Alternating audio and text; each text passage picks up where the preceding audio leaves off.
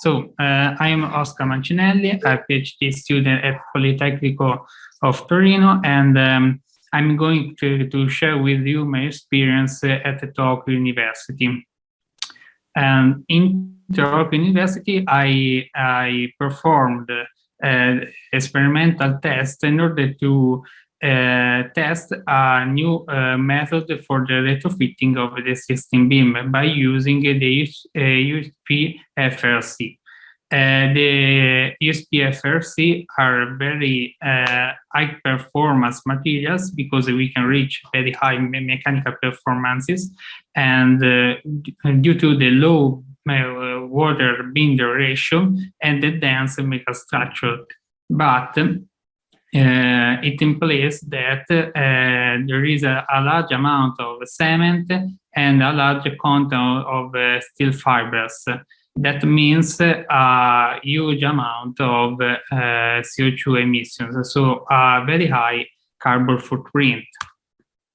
In order to reduce this issue, we can use the substitution strategy, namely the substitution of cement with the fly ash. In this study, we use 3 types of cement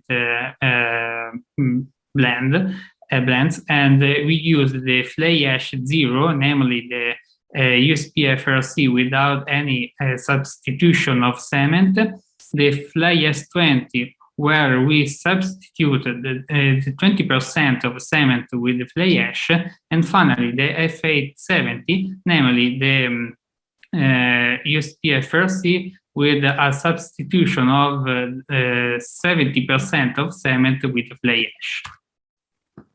In this table, we can see the materials of the cement compounds, and in the upper part of the slide, we can see some pictures about the stages that we followed in order to mix the cement blend.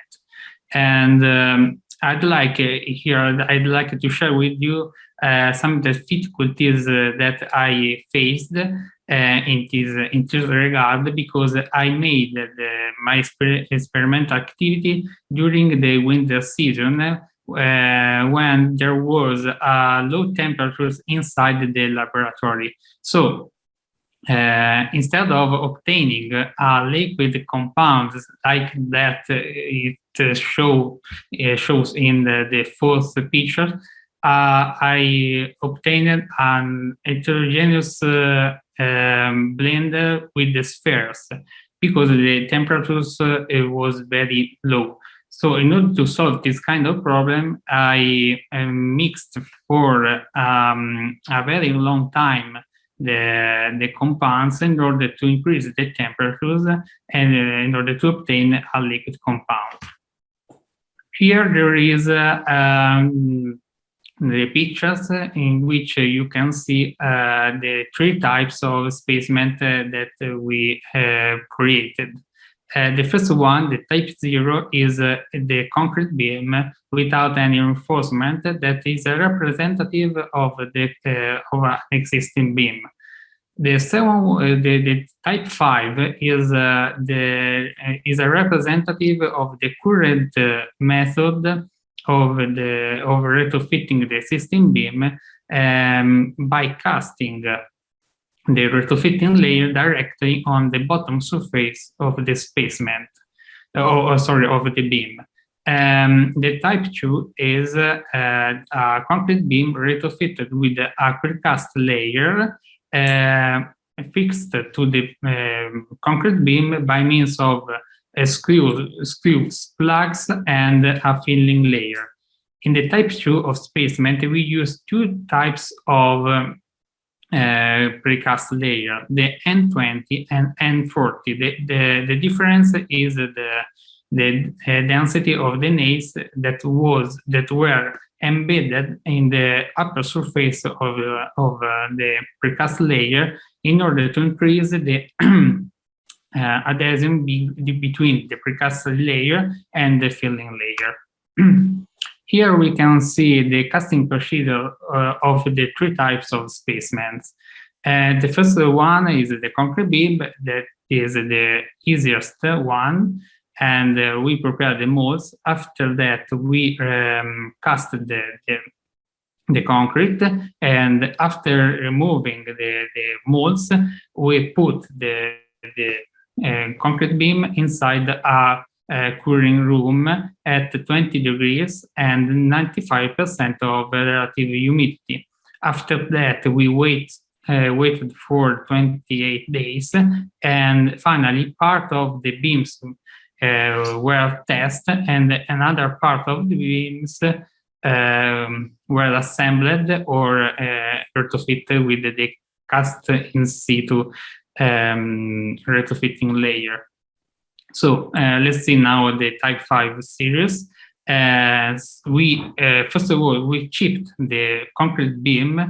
After that, we prepared the molds for the casting of the retrofitting layer, and we casted the retrofitting layer, and we wait for 2 days. After that, we removed the molds, and we put the specimen in the curing room again at 20 degrees and 95% of relative humidity. Finally, we test the specimen. Finally, there is the Type 2 series of specimen, and while waiting for the concrete beam curing, we prepared the molds for the precast layer. After preparing the molds, we cast the retrofitting layer, and after removing the molds, we put the 1 centimeter thick precast layer in a special steam curing machine at 90 degrees and 95% of relative humidity in order to improve the strength of the specimen, of the precast layer. After that, we fixed the precast layer at the bottom surface of the concrete beam by means of screws, plugs, and of a filling layer. After a normal cooling of 28 days, we tested the specimen. Here there is the details about the assembling of the Type 2 of beams, and as we can see, first of all, we chipped the bottom surface of the beam. After that, we drilled the holes for the plugs. Then we fixed the precast layer to the bottom surface of the beam by means of screws.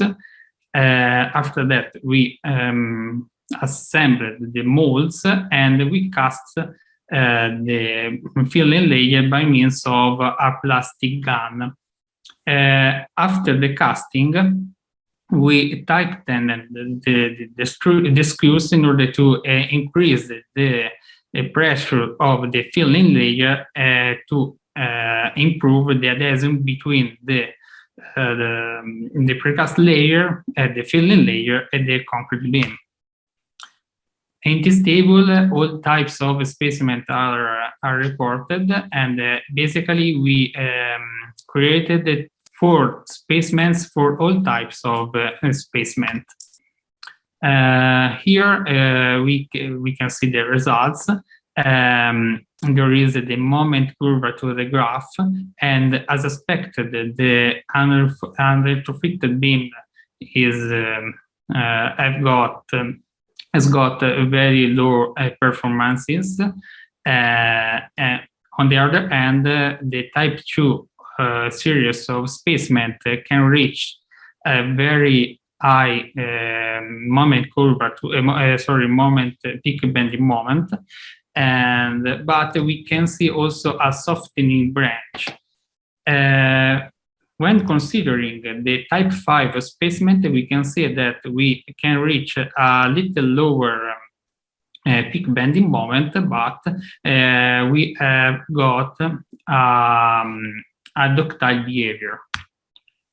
Here there is an histogram that summarizes the peak bending moment, and as already said, the type 2 of specimen can reach the highest peak bending moment, but we can see also that the FA20 series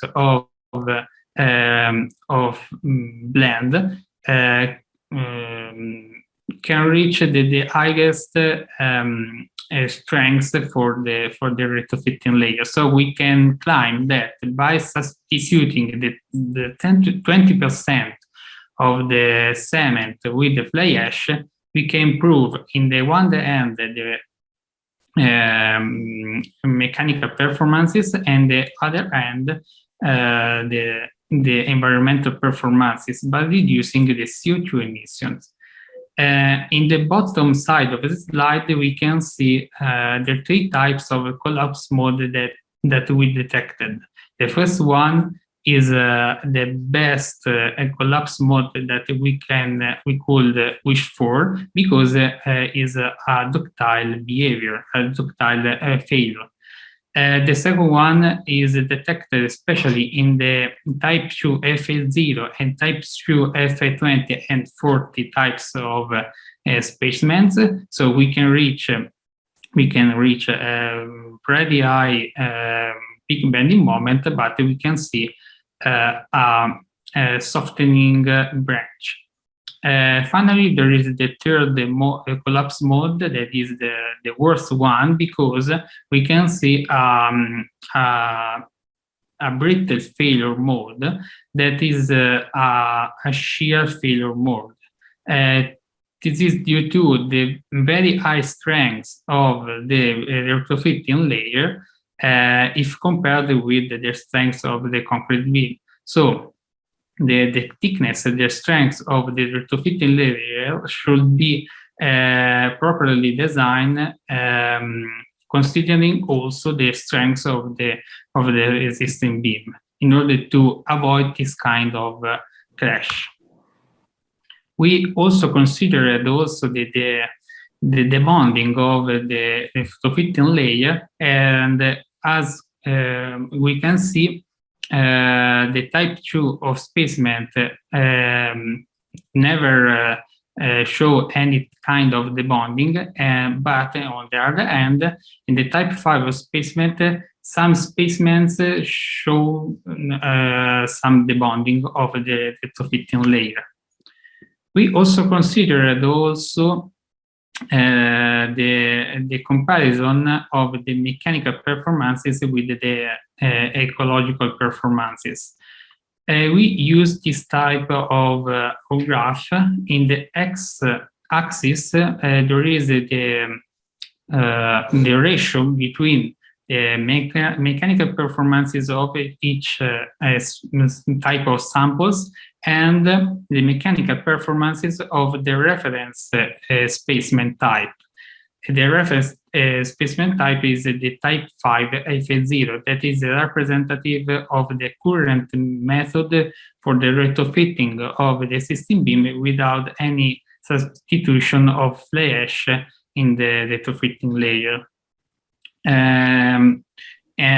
Because in the other hand, in the y-axis, there is the ratio between the CO2 emissions of the reference specimen and the CO2 emissions of each kind of specimens.